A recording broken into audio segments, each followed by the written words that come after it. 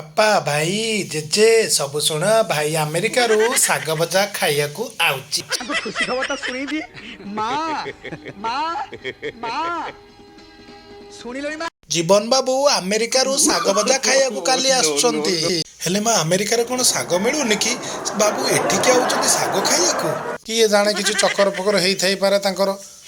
ଖବରଦାର ମୋ ନାତି ବିଷୟରେ ଏମିତି କହିବୁନୁ। ହେ ଭଗବାନ, ଯାହା ହଉ ମୋ ନାତି ଏତେ ଦିନ ପରେ ଶାଗ ଭଜା ଖାଇବାକୁ ଆମେରିକାରୁ ଆସୁଛି।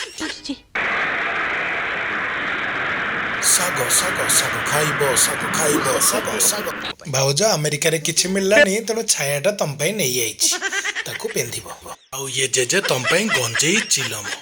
ଓକେ, ଏ ଚିଲମ ଗୁଡା ଆମେରିକାରେ ଟିକେ ଶସ୍ତା, ସେଥିପାଇଁ ତମ ପାଇଁ ଚିଲମ ଗୁଡା ଧରି ଆସିଲି। ହେଲେ ଜୀବନ ମୋ ପାଇଁ କଣ ଆଣିଛୁ ରେ? ତୋ ପାଇଁ ବାଲଟା ଆଣିଛି ଜାଣିଲୁ।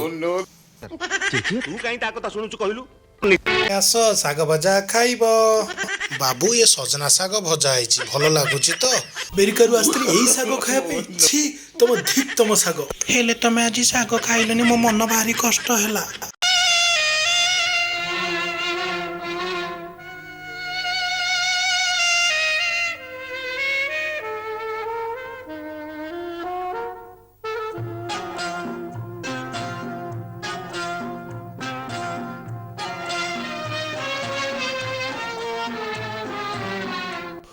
କିଛି ଶାଗ ଭଲ ଲାଗେ ଭଲ ଲାଗେ, କିଛି ଶାଗ ଭଲ ଲାଗେ ଭଲ, କିଛି ଶାଗ ଭଲ ଲାଗେ ଭଲ ଲାଗେ, ଖାଇଲା ପରେ ଇଚ୍ଛା ହୁଏ।